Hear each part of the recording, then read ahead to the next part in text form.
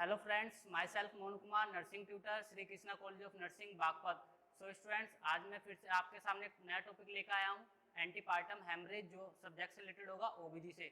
जैसे कि कुछ स्टूडेंट्स ने कमेंट किया था सर कि ओबीजी के सब्जेक्ट के ऊपर लेक्चर अपलोड कीजिए, तो आपकी डिमांड को लेके आज मैं ओबीजी का एक लेक्चर लेकर आया हूँ, एंटीपार्टम हेमरेज। तो आज मैं डिस्कस करूंगा एंटीपार्टम हेमरेज के टॉपिक को लेके। So let start the topic, antepartum haemorrhage. APH, anti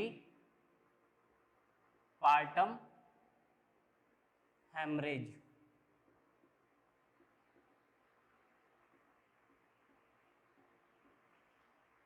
इसमें क्या होता है कि बिफोर द डिलीवरी से पहले जो ब्लीडिंग हो रही है उसको बोलते हैं एंटीपार्टम हेमरेज। जैसे कि इसमें सपोज करो ये आफ्टर 28 वीक से लेके और आपका जो before the expulsion of foetus या डिलीवरी, फिर उसके बाद जो आपका आएगा अप टू द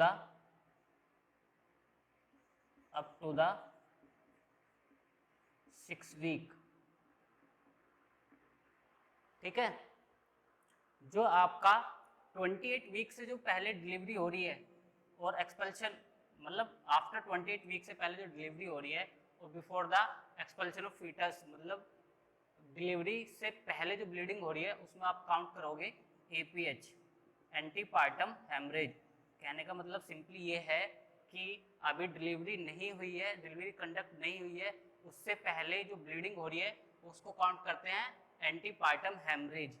और एक्सपेल्शन ऑफ फीटस के बाद अप टू द 6 वीक का जो टाइम ड्यूरेशन है उसको डिलीवर करते हैं, उसको पढ़ते हैं PPH, postpartum haemorrhage. Postpartum haemorrhage में ड्यूरिंग, यदि ड्यूरिंग डिलीवरी जो ब्लीडिंग हो रही है उसको पढ़ते हैं हम इंट्रा पार्टम हेमरेज।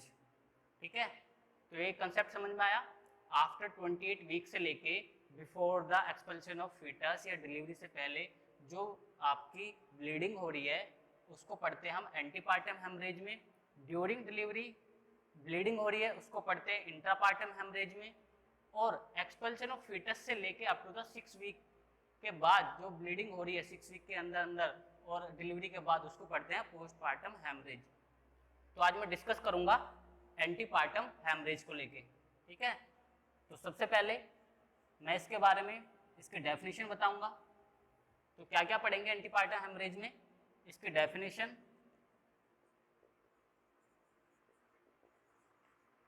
फिर उसके बाद इसके कॉज, फिर इसके बाद इसके sign and symptom,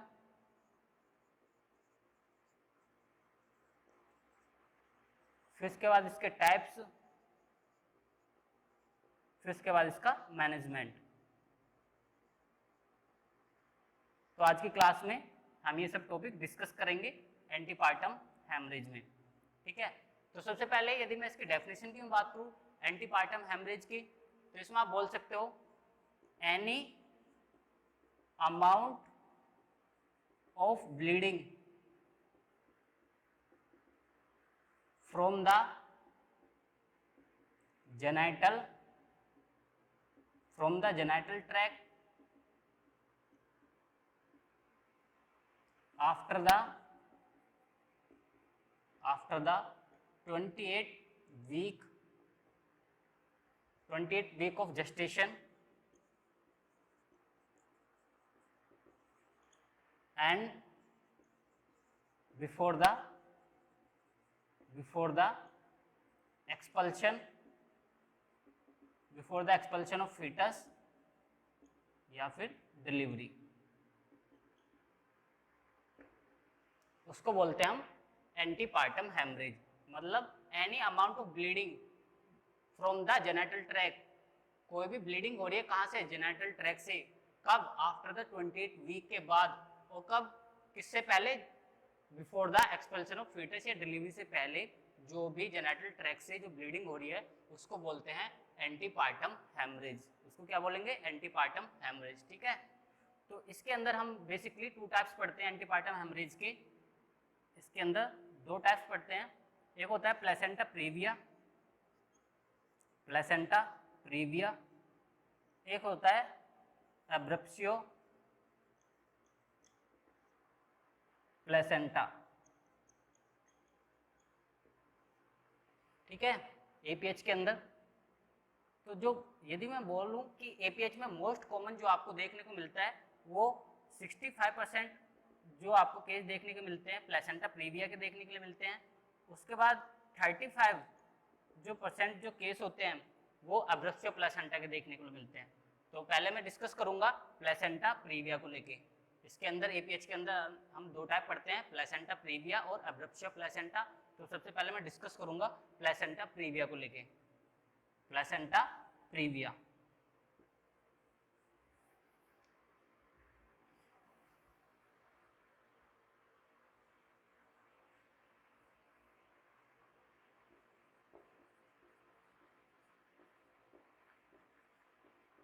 placenta previa में क्या होता है, जो प्लेसेंटा है वो इम्प्लांट हो जाता है लोअर यूट्राइन सेगमेंट में। कहाँ पे इम्प्लांट होता है? लोअर यूट्राइन सेगमेंट में। यदि मैं नॉर्मल प्लेसेंटा की बात करूँ, नॉर्मली जो प्लेसेंटा होता है, नॉर्मली जो प्लेसेंटा होता है उसकी पोजीशन होती है पोस्टीरियर वॉल ऑफ, कहाँ पे? पोस्टीरियर वॉल ऑफ यूट्रस पे जाके उसकी नॉर्मल पोजीशन होती है। यदि मैं यूट्रस को लेकर बात करूँ तो यूट्रस भी क्या होता है? एक होलो पायरिफॉर्म मस्कुलर ऑर्गन होता है, पायरिफॉर्म मस्कुलर ऑर्गन होता है। कहाँ पे? इन द पेल्विक, पेल्विक पे। ठीक है, यदि मैं यूट्रस की पोजीशन की बात करूँ तो कहाँ पे देखने को मिलता है? ये between in front of bladder and behind the rectum, इसकी पोजीशन हुई। ठीक है, फिर यूट्रस को एक मैं यूट्रस को लेके शॉर्ट में आपको बता रहा हूँ कि नॉर्मली यूट्रस की जो आपको आप जो यूट्रस बोल सकते हो, यूट्रस कैसा होता है? एक होलो पायरिफॉर्म मस्कुलर ऑर्गन होता है, पेल्विक कैविटी में सिचुएटेड होता है in front of bladder and just behind the rectum. यदि मैं इसकी मेजरमेंट की बात करूं, मेजरमेंट की यूट्रस को लेके, तो जो यूट्रस होता है वो 8 सेंटीमीटर लॉन्ग होता है, 8 सेंटीमीटर लॉन्ग होता है, 5 सेंटीमीटर विड्थ होता है और 2.5 सेंटीमीटर थिक होता है, ठीक है। ये सेंटीमीटर में, यदि आपसे कोई इंच में पूछे तो आप 3, 2 और 1 बोल सकते हो इंच। कैसे?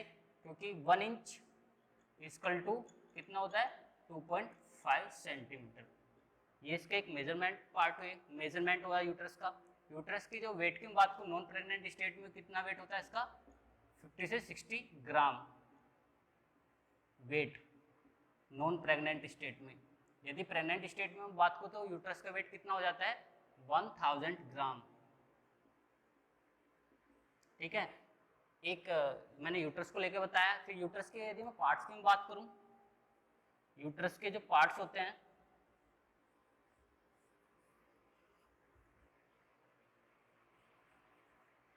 यूट्रस, यदि मैं यूट्रस के पार्ट की बात करूं, जो सबसे ऊपर जो पार्ट होता है उसमें कॉर्पस, इस्थमस और सर्विक्स। कॉर्पस भी 2 पार्ट से मिलकर बना होता है, बॉडी कैविटी से और फंडस से।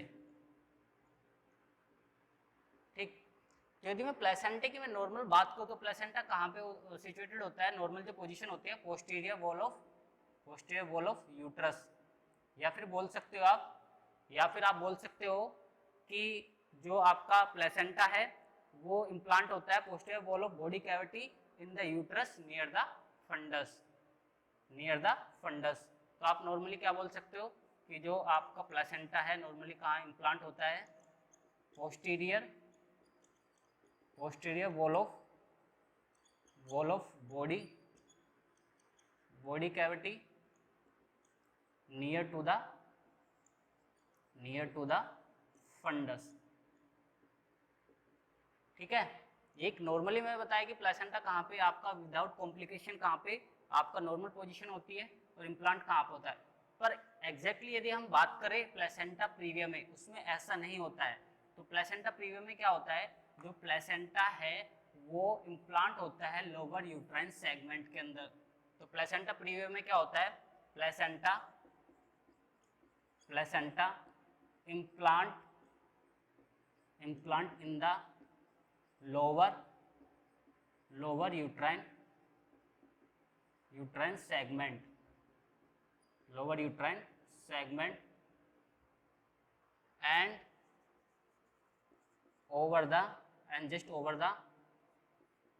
and just over the internal os।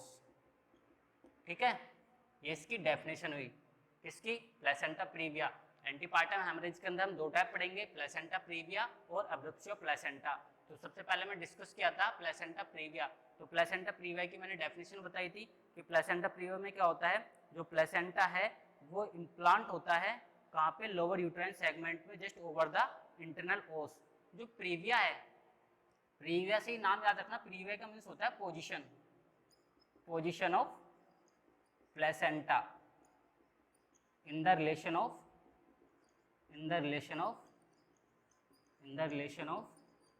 presenting part, in the relation of presenting part। Previa का मीन्स होता है पोजीशन, प्रीविया का मीन्स होता है position of placenta in the relation of presenting part. ठीक है, तो प्लेसेंटा प्रीविया, यदि मैं इसकी डेफिनेशन की बात करूँ तो प्लेसेंटा प्रीविया में क्या होता है, जो प्लेसेंटा है वो इम्प्लांट होता है लोअर यूट्राइन सेगमेंट में and just over the internal ओस। प्रीविया का जो मीन्स होता है वो होता है पोजीशन ऑफ प्लेसेंटा।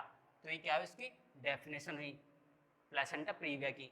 फिर उसके बाद यदि मैं कोज की बात करूँ, कोज ऑफ प्लेसेंटा प्रीविया के कोज क्या क्या हो सकते हैं, इसका जो एग्जैक्ट कोज है वो अननोन है, इसका जो एग्जैक्ट जो कोज है वो अननोन है। पर उसके बाद कुछ रिस्क फैक्टर हो सकते हैं जो क्रिएट कर सकते हैं प्लेसेंटा प्रीविया। कुछ रिस्क फैक्टर हो सकते हैं, कौन कौन से रिस्क फैक्टर हो सकते हैं, मल्टी पैरिटी रिस्क फैक्टर होता है, हो सकता है, या फिर मैटरनल एज मोर देन 35। उसके बाद हो सकता है previous caesarean section and scar formation of uterus. ये कुछ रिस्क फैक्टर क्रिएट हो सकते हैं। इसका एग्जैक्ट जो कोज है, यदि मैं कोज की बात करूँ, इसका एग्जैक्ट कोज अननोन है, पर कुछ रिस्क फैक्टर हो सकते हैं जो क्रिएट कर सकते हैं प्लेसेंटा प्रीविया की डिफॉर्मिटीज को। मल्टीप्राइवेटा होगी, या फिर जो मैटरनल एज है मोर देन 35 ऑफ एज है, या फिर किसी लेडीज का प्रीवियस सिजेरियन सेक्शन हुआ है और स्कार फॉर्मेशन हुआ है यूट्रस पे, तो वो भी क्या है, प्लेसेंटा प्रीविया के एक रिस्क फैक्टर में इंक्लूड किया जा सकता है। उसके बाद कुछ साइंटिस्ट है जिन्होंने इसका बोला था कि इसका जो कोज है, साइंटिस्ट के द्वारा या फिर रिसर्चर ने बोला था ड्रॉपिंग डाउन थ्योरी, उन्होंने दी थी ड्रॉपिंग डाउन थ्योरी, जिनके कोज के अंदर हम इंक्लूड करेंगे ड्रॉपिंग डाउन थ्योरी। को साइंटिस्ट ने ड्रॉपिंग डाउन थ्योरी दी थी इसके कोज को लेके, प्लेसेंटा प्रीविया के कोज को लेके। उन्होंने क्या बोला था, ड्रॉपिंग ऑफ फर्टिलाइज ओवम, उन्होंने बोला था dropping of fertilise ovum in the uterine segment. किस वजह से, due to poor endometrial reaction. Dropping down theory के अंदर उन्होंने बोला था जो आपका फर्टिलाइज ओवम है वो यूट्राइन सेगमेंट में इम्प्लांट होता है। क्यों होता है, due to poor endometrial reaction, यदि एंडोमेट्रियल रिएक्शन पुअर है उसकी वजह से जो प्लेसेंटा है वो कहाँ पे इम्प्लांट होता है, लोअर यूट्राइन सेगमेंट में इम्प्लांट हो सकता है। एक ड्रॉपिंग डाउन थ्योरी ने ये बोला था, साथ ही साथ उन्होंने बोला था increase the ciliary activity in the fallopian tube. यदि फैलोपियन ट्यूब में जो सिलियरी एक्टिविटी है वो इंक्रीज हो गई तो वो भी क्रिएट कर सकते हैं प्लेसेंटा प्रीविया की आपका डिफॉर्मिटीज देखने को मिल सकते हैं। क्यों? क्योंकि जो फैलोपियन ट्यूब है वहाँ पे सिलियरी जो बॉडीज है वहाँ पे कॉन्ट्रैक्शन होके जो फर्टिलाइज ओवम है वो यूट्रस में जाके इम्प्लांट होता है। पर यहाँ पे क्या होता है कि जो सिलियरी बॉडी है वो फैलोपियन ट्यूब में हाइपर एक्टिव हो जाती है, जिसकी वजह से क्या है जो प्लेसेंटा है वो लोअर यूट्राइन सेगमेंट में जाके इम्प्लांट हो जाता है। तो ये इसकी कुछ कोज हुए। कोज इसका एग्जैक्ट जो कोज है वो अननोन है, तो इसके पे कुछ रिस्क फैक्टर जो इंक्लूड कर सकता हूँ वो मल्टीपैरेटा हो सकते हैं, यदि maternal age more than 35 age है, या फिर प्रीवियस किसी लेडीज का सिजेरियन सेक्शन हुआ है, या फिर कोई स्कार फॉर्मेशन हुआ है यूट्रस में, ठीक है, वो रिस्क फैक्टर हो सकते हैं। ड्रॉपिंग डाउन थ्योरी थी, किस साइंटिस्ट ने रिसर्च किया या फिर रिसर्चर के द्वारा उन्होंने कुछ अपने कोर्स को इंक्लूड किया, उसमें उन्होंने बताया ड्रॉपिंग डाउन थ्योरी। उन्होंने बोला था ड्रॉपिंग डाउन थ्योरी में क्या होता है, जो फर्टिलाइज ओवम में यूट्राइन सेगमेंट में इम्प्लांट हो जाता है, क्यों हो जाता है, किसकी वजह से, due to poor endometrial reaction की वजह से। और दूसरा उन्होंने बताया था कि यदि फैलोपियन ट्यूब में सिलियरी बॉडी की एक्टिविटी इंक्रीज होगी, हाइपर एक्टिविटी होगी सिलियरी बॉडी की, तो वो भी क्रिएट कर सकते हैं प्लेसेंटा प्रीविया को, ठीक है। तो ये इसके कोज हमने पढ़ लिए, अच्छे से। फिर उसके बाद देखते हैं इसके sign and symptom of placenta previa. इसके sign and symptom of placenta previa. Placenta previa के अंदर आपको क्या क्या साइन एंड सिम्टम देखने के लिए मिलेंगे।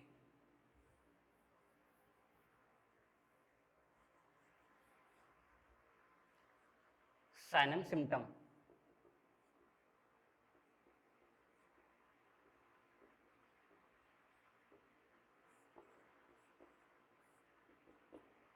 साइन एंड सिम्टम में यदि मैं बात करूं, सबसे पहले इसमें जो ब्लीडिंग होगी, ब्लीडिंग इज अनएसोसिएटेड टू पेन, मतलब इसमें जो ब्लीडिंग होगी वो अनएसोसिएटेड होगी पेन से। तो कहने का मतलब मैं बोल सकता हूं कि इसमें जो आपको ब्लीडिंग देखने को मिलेगी वो painless bleeding,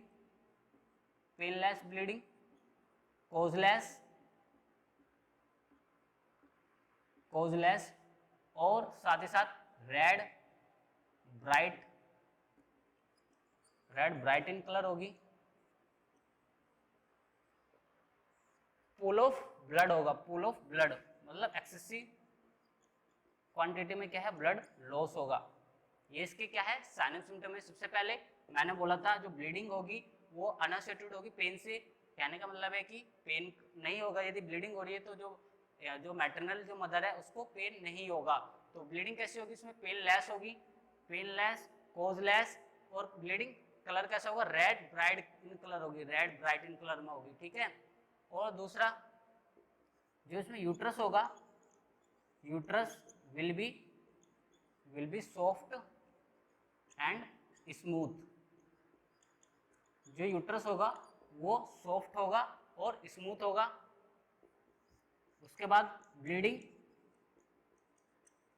is unrelated to activity of mother, ठीक है। जो ब्लीडिंग होगी वो अनरिलेटेड होगी एक्टिविटी ऑफ मदर की एक्टिविटी से। ऐसा नहीं है जो ब्लीडिंग होगी वो तभी होगी यदि प्रेग्नेंट जो भी लेडीज है, प्रेग्नेंट लेडी, वो एक्टिविटी करेगी या हार्ड वर्क करेगी तभी ब्लीडिंग होगी, ऐसा नहीं है। रेस्ट स्टेज में यदि कोई एक्टिविटी नहीं कर रही है, बेड रेस्ट है, तो भी क्या है वहाँ पे ब्लीडिंग देखने के लिए मिलेगी। तो यहाँ पे ब्लीडिंग कैसे होगी, अनरिलेटेड होगी, किससे, एक्टिविटी ऑफ मदर से। क्या है, ब्लीडिंग यहाँ पे अनरिलेटेड होगी, ब्लीडिंग का एक्टिविटी से कोई लेना देना नहीं होगा, ठीक है। तो इसके मोस्ट इंपोर्टेंट आपको जो साइन एंड सिम्टम से याद रखना है इसके अंदर कि इसमें जो है ब्लीडिंग क्या है, अनएसोसिएटेड होगी, किससे, पेन से। तो कहने का मतलब है कि जो ब्लीडिंग होगी पेनलेस होगी, कोजलेस होगी, ब्राइट इन कलर होगी, और रिकरेंट होगी, बार बार होगी, रिकरेंट होगी, और एक्सेसिव क्वांटिटी में पूल ऑफ ब्लड देखने को मिलेगा। एक्सेसिव क्वांटिटी में क्या है, ब्लड लॉस होगा।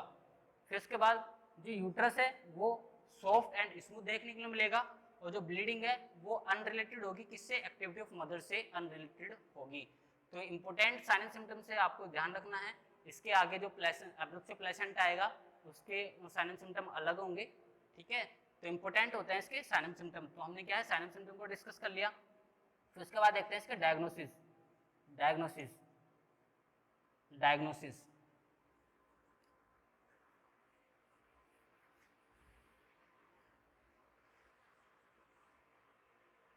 एंटीपार्टम हेमरेज के अंदर हम पढ़ रहे हैं प्लासेंटा प्रीविया, ठीक है। अब उसके अंदर मैं डिस्कस करूंगा डायग्नोसिस कि हाउ टू डायग्नोस। तो डायग्नोसिस में आप क्या कर सकते हो, प्लेसेंटाग्राफी कर सकते हो, प्लेसेंटोग्राफी, प्लेसेंटोग्राफी थ्रू द यूएसजी, किससे, यूएसजी से। यही का डायग्नोसिस टेस्ट हुआ। डायग्नोसिस टेस्ट के लिए आप क्या कर सकते हो, प्लेसेंटोग्राफी कर सकते हो यूएसजी से। तो यूएसजी से क्या है, आप एक्यूरेट जो प्लेसेंटा की जो साइट है उसको आप देख सकते हो, या स्पेसिफिक जो पोजीशन है या एक्यूरेट जो पोजीशन है थ्रू द यूएसजी आप उसको आइडेंटिफाई कर सकते हो, ठीक है। फिर उसके बाद पीवी, एक चीज ध्यान रखना, पर vaginal PV examination contraindicated.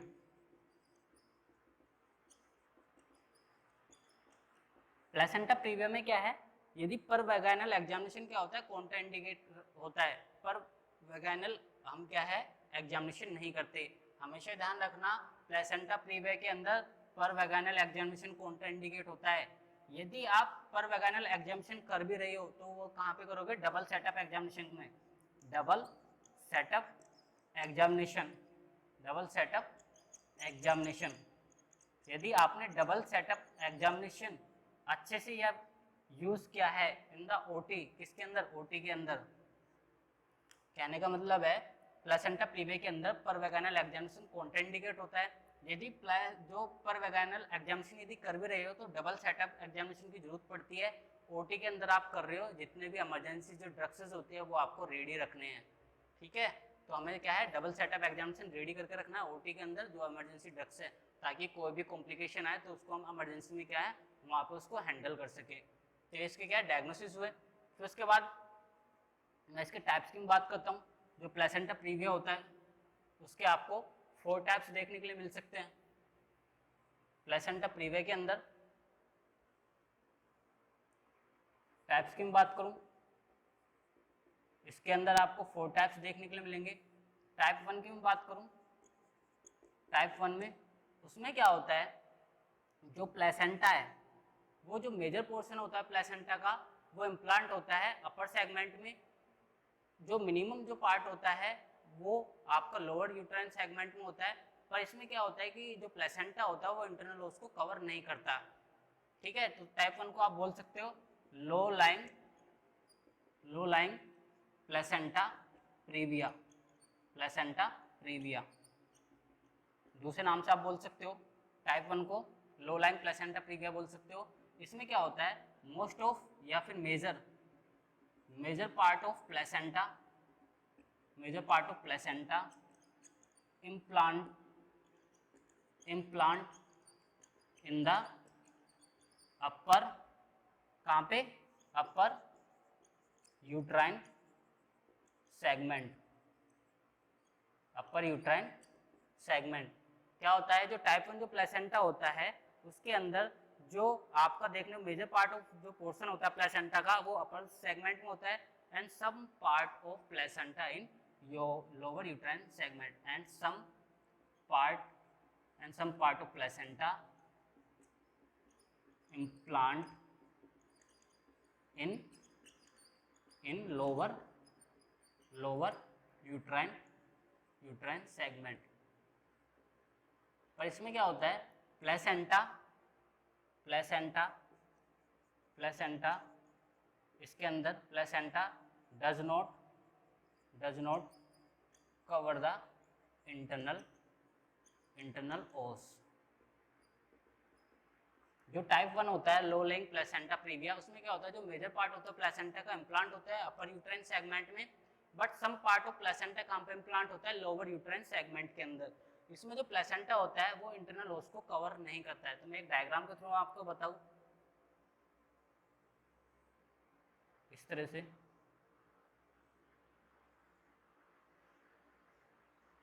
Suppose कोई इंटरनल ओस है, इसमें जो प्लेसेंटा होगा लो लेंथ प्लेसेंटा, इसमें कहाँ पे होगा, इस तरह से, इस तरह से।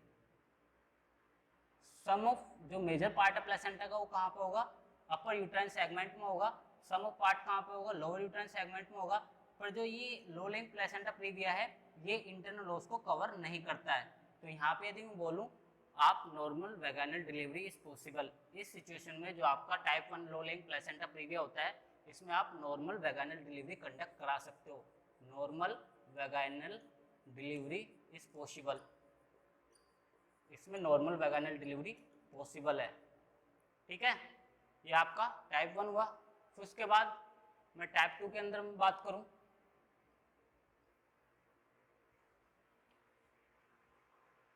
टाइप 2 के अंदर उसको आप बोलते हैं marginal placenta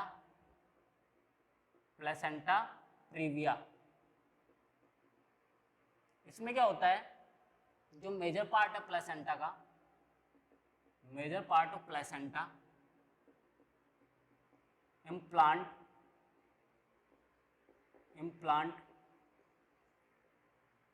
in the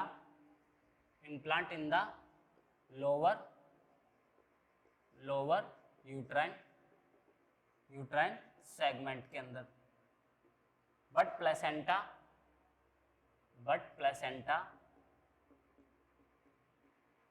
reach out up to the level of internal os, up to the level of internal os। Type second के अंदर मैंने बोला था मार्जिनल प्लेसेंटा, आप इसको बोल सकते हो। इसमें क्या होता है, जो मेजर पार्ट है प्लेसेंटा का वो इम्प्लांट होता है लोअर यूट्राइन सेगमेंट में, बट जो प्लेसेंटा होता है वो रीच आउट होता है up to the level of internal os के। इसी के डायग्राम के थ्रू मैं बताता हूँ कि इसमें क्या होता है टाइप सेकंड में। इसमें जो प्लेसेंटा है वो जस्ट मोस्ट ऑफ पार्ट कहाँ पे होगा, लोअर यूट्राइन सेगमेंट के अंदर देखने को मिलेगा। तो उसके साथ साथ वो क्या होगा, सम ऑफ रीच ऑफ आउट, किससे रीच आउट किससे होगा, लेवल ऑफ जो इंटरनल ओस है उससे। इस तरह से आपको क्या है प्लेसेंटा प्रीविया टाइप सेकंड में आपको देखने को मिलेगा। इस तरह से इसके लेवल पे क्या है, इंटरनल ओस के ये क्या है, इम्प्लांट होगा। ठीक है, तो यदि मैं टाइप सेकंड की बात करूँ, इसके अंदर भी हम फर्दर 2 टाइप्स पढ़ते हैं। टाइप सेकंड के अंदर भी हम फर्दर 2 टाइप्स पढ़ते हैं। एक होता है आपका एंटीरियर प्लेसेंटा प्रीविया, एक होता है posterior placenta previa.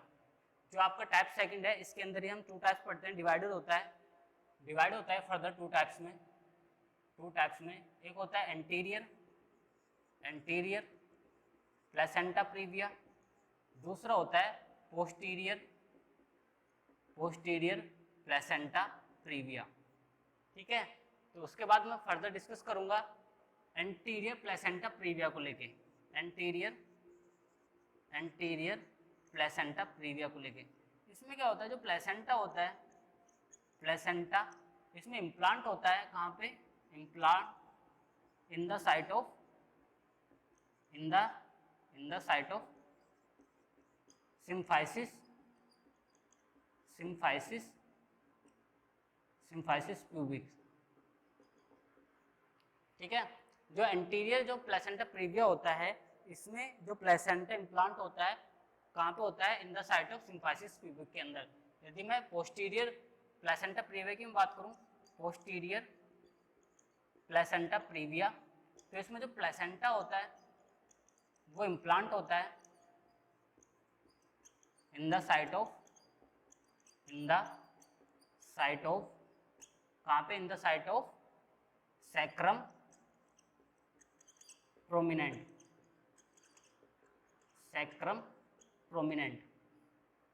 Posterior placenta previa जो प्लेसेंटा इम्प्लांट होता है कौन सी साइड पे होता है, सैक्रम प्रोमिनेंट पे होता है।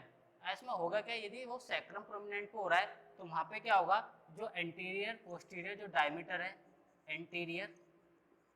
एंटीरियर पोस्टीरियर जो डायमीटर है, जो एंटीरियर पोस्टीरियर जो डायमीटर है वो क्या होगा, वहाँ पे डिक्रीज हो जाएगा, वहाँ पे क्या होगा, डिक्रीज हो जाएगा, जिसकी वजह से क्या होगा, जो फीटल हेड है, जिसकी वजह से क्या होगा, फीटल हेड कंप्रेस हो देखने को मिलेगा, फीटल हेड कंप्रेस हो जाएगा, जिसकी वजह से क्या है, फीटल हार्ट रेट डिक्रीज देखने को मिलेगी, डिक्रीज फीटल हार्ट रेट। इसी को बोलते हैं हम स्टल वर्दी साइन, इसी को क्या बोलते हैं, स्टल वर्दी साइन देखने को मिलता है। ध्यान रखना, स्टल वर्दी साइन किसमें देखने को मिलता है, पोस्टीरियर प्लेसेंटा प्रीविया में। जब क्या होता है, मोस्ट ऑफ प्लेसेंटा इम्प्लांट होता है इन द साइट ऑफ, कहाँ पे, सैक्रम प्रोमिनेंट पे जाके इम्प्लांट होता है। उसकी वजह से क्या होगा, जो एंटीरियर पोस्टीरियर डायमीटर है वो इंक्रीज हो जाएगा, उसके डायमीटर को डिक्रीज हो जाएगा। डिक्रीज होने से क्या होगा, जो फीटल हेड है वहाँ पे कंप्रेस हो जाएगा, फीटल हेड कंप्रेस होने की वजह से जो फीटल हार्ट रेट है वो डिक्रीज हो जाएगी, फीटल हार्ट रेट डिक्रीज हो जाएगी तो उसको बोलते हैं Stallworthy sign. Placenta posterior placenta praevia को ही डेंजरस प्लेसेंटा प्रीविया बोलते हैं। क्या बोलते हैं, डेंजरस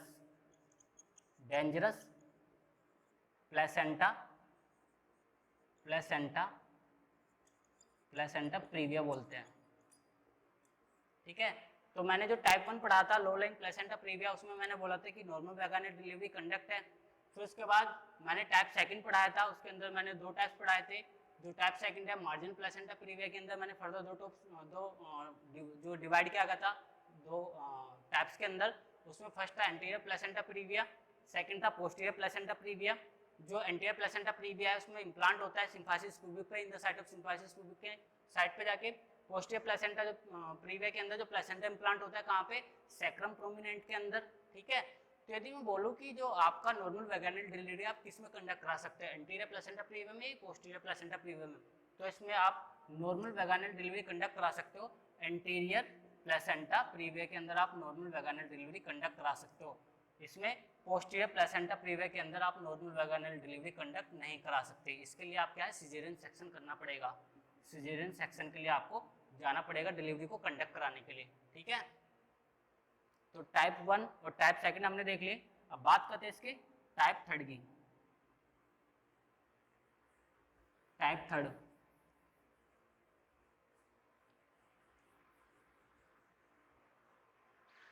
3 यदि मैं बात करूं इसके प्लेसेंटा प्रीविया की, टाइप 3 में क्या होगा,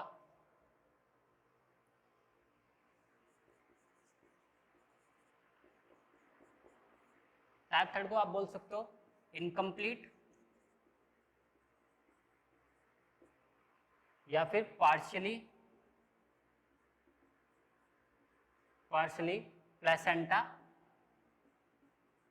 प्लेसेंटा प्रीविया। ठीक है, ये बोल सकते हो। इसमें क्या होगा, जो प्लेसेंटा है मेजर पोर्शन कहाँ पे इम्प्लांट होगा, major portion implant in the lower uterine segment के अंदर।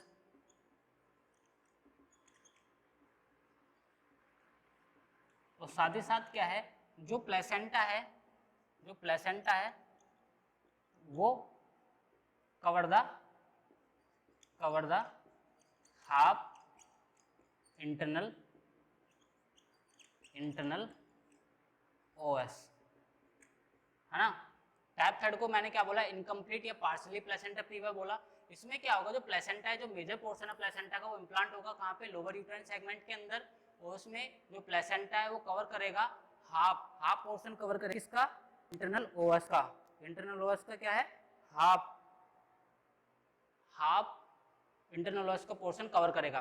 डायग्राम के थ्रू समझना,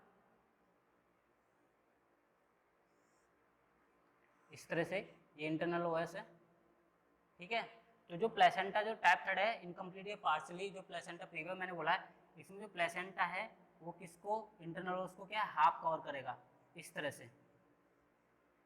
से इसको हाफ कवर कर लेगा, इंटरनल ओएस को, किसके अंदर, टाइप थर्ड के अंदर, टाइप थर्ड के अंदर। हम बात करूँ इसके टाइप फोर्थ की, हमेशा ध्यान रखना टाइप थर्ड में भी आप नॉर्मल वैगिनल डिलीवरी कंडक्ट नहीं करा सकते, आपके लिए सिजेरियन सेक्शन के लिए आपको जाना पड़ेगा। नॉर्मल जो वैगिनल डिलीवरी है is not possible, normal vaginal delivery not possible, इसमें नॉर्मल वैगिनल डिलीवरी नहीं करा सकते। टाइप थर्ड के लिए भी क्या है, लेडीज को सिजेरियन सेक्शन के लिए जाना पड़ेगा। ठीक, उसके बाद बात करते हैं टाइप फोर्थ की। Type fourth, type fourth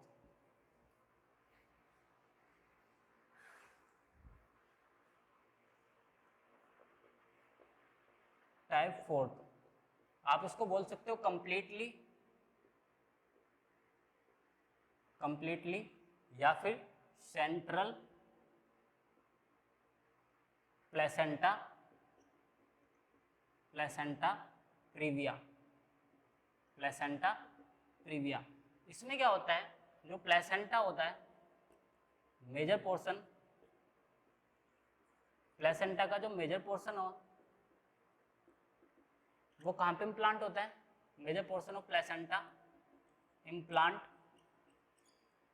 implant implant होता है इन द, कहाँ पे, in the lower uterine segment, in the lower uterine segment, lower uterine segment. और साथ ही साथ क्या होता है, जो प्लेसेंटा होता है वो कंप्लीटली कवर कर लेता है, किसको, कंप्लीटली कवर द इंटरनल ओस को। इंटरनल ओस को क्या है, जो टाइप 4 होता है उसमें कंप्लीटली या सेंट्रल प्लेसेंटा प्रीविया आप बोल सकते हो। उसमें क्या होता है, जो प्लेसेंटा होता है, जो मेजर पोर्शन होता है वो लोअर यूट्राइन सेगमेंट में जाके इम्प्लांट हो जाता है, और साथ ही साथ जो प्लेसेंटा होता है वो कंप्लीटली कवर कर लेता है किसको, इंटरनल ओएस को। किस तरह से, इस तरह से आप डायग्राम के थ्रू देखना,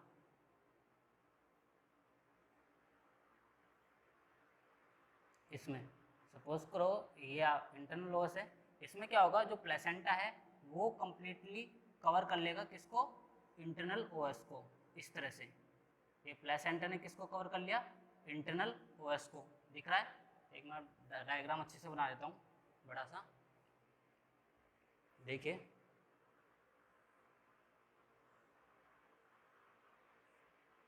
इस तरह से देखिए इंटरनल ओएस ये। तो इसमें क्या होगा, जो प्लेसेंटा है वो कंप्लीटली कवर कर लेगा किसको, इंटरनल ओएस को, ये इंटरनल ओएस को। ठीक है, तो प्लेसेंटा ने किसको कंप्लीटली कवर कर लिया, इंटरनल ओएस को। इसमें भी आप क्या है, नॉर्मल वैगिनल डिलीवरी कंडक्ट नहीं करा सकते, इसके लिए सिजेरियन सेक्शन के लिए जाना पड़ेगा।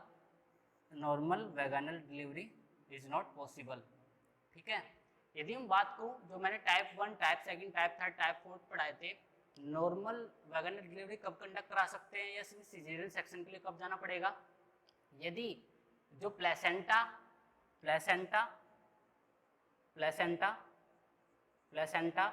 और इंटरनल ओएस, यदि प्लेसेंटा और इंटरनल ओएस के बीच में मोर देन 3 सेंटीमीटर का डिस्टेंस है, मोर देन 3 सेंटीमीटर का डिस्टेंस है, तो then we should go for normal vaginal delivery, normal vaginal delivery.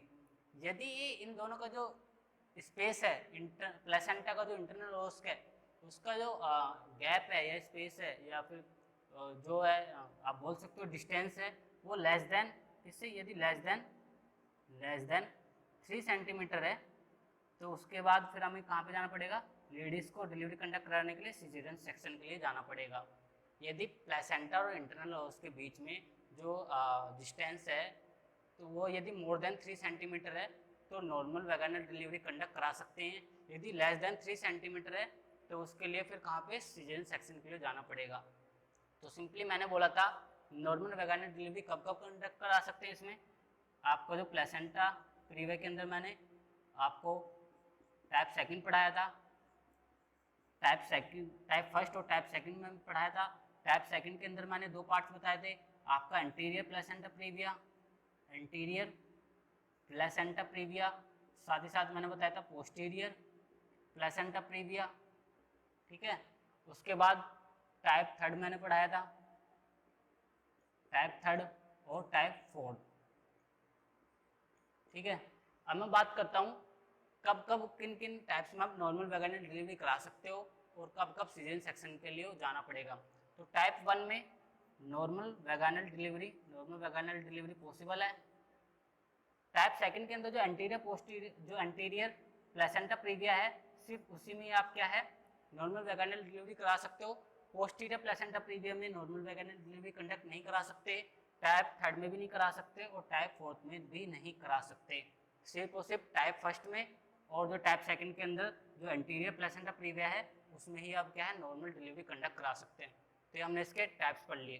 फिर उसके बाद इसके बात करते हैं इसके मैनेजमेंट की, बात करते हैं इसके मैनेजमेंट को लेके कि आप कैसे मैनेज करोगे placenta previa.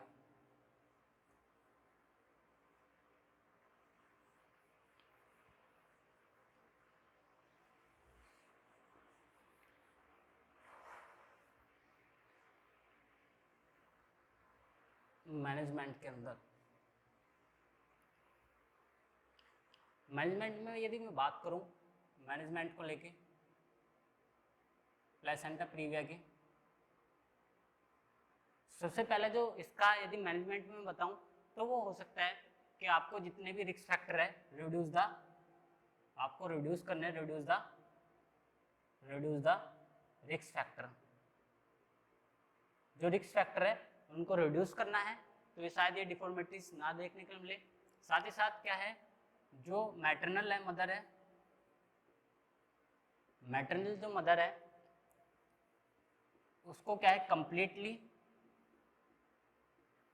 Completely bed rest के लिए बोलना है, बेड रेस्ट प्रोवाइड करना है कंप्लीटली, या फिर 100% उसको क्या एक्यूरेट बेड रेस्ट प्रोवाइड करना है।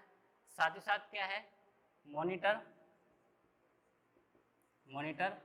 FSH फीटल हार्ट साउंड को क्या है मॉनिटर करते रहना है, फीटल हार्ट साउंड, ठीक है। फिर इसके बाद फर्दर में मैनेजमेंट को लेकर मैं बात करूं, इसमें आप क्या है दो तरीके से मैनेजमेंट कर सकते हो, दो तरीके से आप मैनेजमेंट कर सकते हो प्लेसेंटा प्रीविया का। एक हो सकता है एक्सपेक्टेड मैनेजमेंट, एक होता है आपका एक्टिव मैनेजमेंट।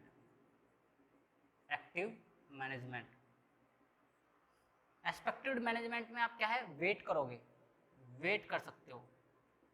एक्टिव मैनेजमेंट में क्या है इमीडिएटली आपको एक्टिव होके जो डिलीवरी को कंडक्ट कराना है, इमीडिएटली मतलब डायग्नोसिस हो गई, इमीडिएटली आप सिचुएशन को देख के क्या है वहाँ पर डिलीवरी को कंडक्ट कराओगे, immediately conduct the delivery without seeing gestational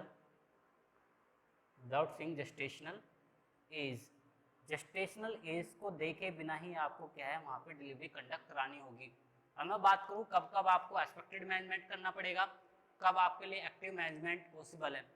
तो एक्टिव मैनेजमेंट के अंदर मैं बात करूँ तो सबसे पहले यदि वहाँ पे गुड FHR होगी, यदि एक्सपेक्टेड मैनेजमेंट के अंदर फीटल हार्ट साउंड अच्छी है, गुड फीटल हार्ट साउंड है, तो आप क्या एक्सपेक्टेड मैनेजमेंट करने को मतलब वहाँ पे आप वेट कर सकते हो, डिलीवरी कंडक्ट नहीं करा सकते। तो उसके बाद यदि जो मदर है यदि मदर हीमोडायनेमिकली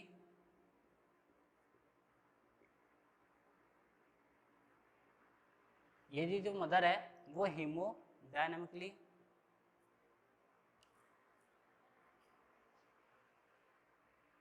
हीमोडायनेमिकली स्टेबल है ना। तो कहने का मतलब है एक्सपेक्टेड मैनेजमेंट में आप वेट कर सकते हो, कब कर सकते हो यदि फीटल हार्ट साउंड वहाँ पे अवेलेबल है, मतलब अच्छी है, गुड है, सुनाई दे रही है, या फिर जो मदर है वो हीमोडायनामिकली स्टेबल है, उसको कोई प्रॉब्लम नहीं है मदर्स को, ठीक है। और साथ ही साथ इसमें क्या है यदि फीटल जो है जो फीटस है एक्टिव मूवमेंट है किसका फीटस का, और साथ ही साथ क्या हो सकता है उसके अंदर और मैं बोलूँ, और उसमें यदि मदर जो है कंफर्टेबल है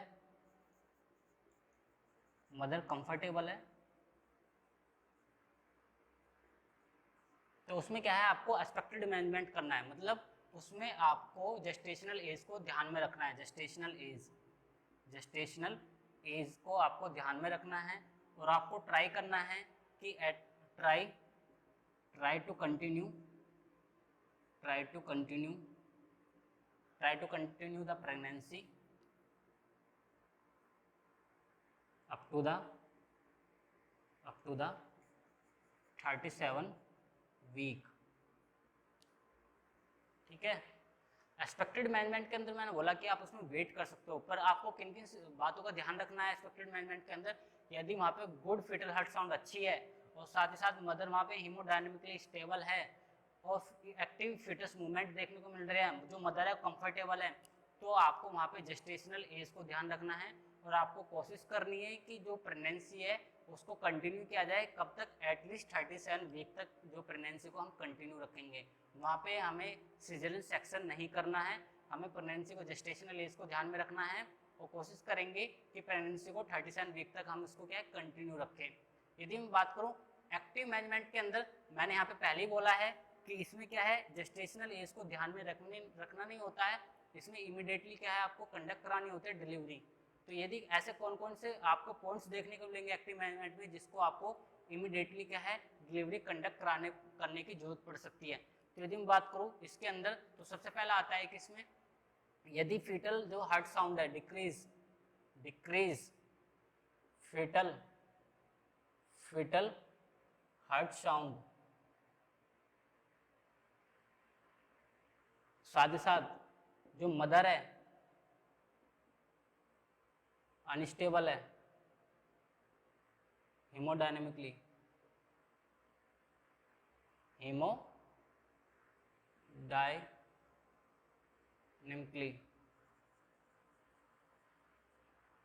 एक्सपेक्टेड मैनेजमेंट के अंदर क्या था, मदर जो है हीमोडायनेमिकली स्टेबल थी, इस वजह से हमने वहाँ पे जेस्टेशनल एज को ध्यान में नहीं रखा, वहाँ पे कोशिश की जो प्रेगनेंसी को 37 वीक तक कंटिन्यू करने की। यहाँ पे क्या होता है, जो मदर होती है वो अनस्टेबल होती है, ठीक है, और साथ ही साथ वहाँ पे क्या होता है, जो फीटल हार्ट रेट है वो भी डिक्रीज होती है, कम देखने को मिलती है। इसमें हम क्या करते हैं, इर्रेस्पेक्टिव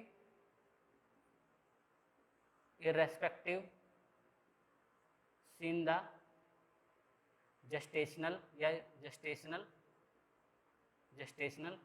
एज, इसमें जेस्टेशनल एज को देखे बिना ही क्या है आपको इमीडिएटली क्या है डिलीवरी कंडक्ट करानी है। थ्रू द सिजेरियन सेक्शन के द्वारा आप क्या डिलीवरी कंडक्ट करा सकते हो। ठीक है। फिर उसके बाद मैं बात करूं, आप इसमें जो एक्सपेक्टेड जो मैनेजमेंट होता है उसमें आपको वेट करना है। एक्टिव मैनेजमेंट में क्या है, आपको इमीडिएटली क्या है डिलीवरी को कंडक्ट कराना है। जब आपको ये सारे पॉइंट देखने को मिलेंगे तो आपको इमीडिएटली क्या है वहाँ पे डिलीवरी को कंडक्ट कराना है। उसके बाद यदि आपने डिलीवरी क्या है 37 वीक से पहले हो गई है, अप टू द 37 वीक, यदि बच्चा प्रीटर्म है, प्रीटर्म डिलीवरी हुई है, प्रीटर्म डिलीवरी कब बोलेंगे, जब डिलीवरी कंडक्ट होगी before the 37 week of gestational. तो बच्चे के क्या है वहाँ पे लंग्स क्या है इमेच्योर होंगे, उसके लिए हम क्या है लंग्स को मैच्योर करने के लिए कौन सा इंजेक्शन देते हैं, बीटा मैथासोन देंगे, जो क्या होगा वहाँ पे सर्फेक्टेंट, जो ये सर्फेक्टेंट होता है उसको रिलीज कराएगा, लंग्स की मैच्योरिटी को पावर को इंक्रीज करेगा। तो कौन सा इंजेक्शन देते हैं, बीटा मैथासोन देते हैं, 8 mg देते हैं, 3 टाइम्स दे सकते हैं। तो टोटल डोज कितनी होगी, 24 mg हो गई। 24 mg आप दे सकते हो, किस लिए दे सकते हो, जो इंजेक्शन लंग्स को मैच्योर करने के लिए, क्योंकि प्रीटर्म डिलीवरी है तो जो बच्चे के जो लंग्स है वो इमेच्योर होंगे, तो उसके लिए आप कौन सा इंजेक्शन दोगे, आप बीटा मैथासोन दे सकते हो। सर्फेक्टेंट, जो सर्फेक्टेंट होता है, एक क्वेश्चन आता है सर्फेक्टेंट जो आपका लंग्स होता है कौन सी सेल से सीक्रेट होता है, टाइप 2 सेल से। लंग्स की कौन सी सेल से, टाइप 2 से। लंग्स के 3 टाइप सेल होती है, टाइप 1 सेल, टाइप 2 और टाइप 3 सेल। टाइप जो फर्स्ट होती है लंग्स की टाइप 1 सेल वो एक्सचेंज कराती है गैसेस का, जो टाइप 2 जो सेल होती है वो सर्फेक्टेंट रिलीज कराती है, जो टाइप 3 होती है वो क्या काम कराती है, फैगोसाइटोसिस का काम कराती है। ठीक है। तो स्टूडेंट्स जो आपका ये प्लेसेंटा प्रीविया था एंटीपार्टम जो हमने टॉपिक पढ़ा उसके अंदर ये कंप्लीट हुआ। इससे रिगार्डिंग आई होप कि सब कुछ अच्छे से क्लियर हो गया होगा। तो सबसे पहले मैंने डिस्कस किया था इसकी डेफिनेशन को लेकर, मैंने डिस्कस किया था प्लेसेंटा प्रीविया के अंदर। उसके बाद मैंने इसके कोज बताए प्लेसेंटा प्रीविया के। उसके बाद इसके साइन एंड सिम्टम मैंने बता दिए हैं। उसके बाद डायग्नोसिस मैंने बता दिया कि हाउ टू डायग्नोसिस। उसके बाद इसके टाइप्स मैंने डिस्कस कर लिए। उसके बाद इसका मैनेजमेंट कि आप मैनेजमेंट कैसे करोगे प्लेसेंटा प्रीविया का, ठीक है। ये हमने पढ़ा एंटीपार्टम हेमरेज के अंदर। जो हमारा एब्रोप्सियो प्लेसेंटा होता है उसको जो हमारी नई वीडियो आएगी टाइप जो पार्ट 2 होगा उसमें मैं आपको अच्छे से डिफाइन कर दूंगा abruptio placenta. So students thank you so much.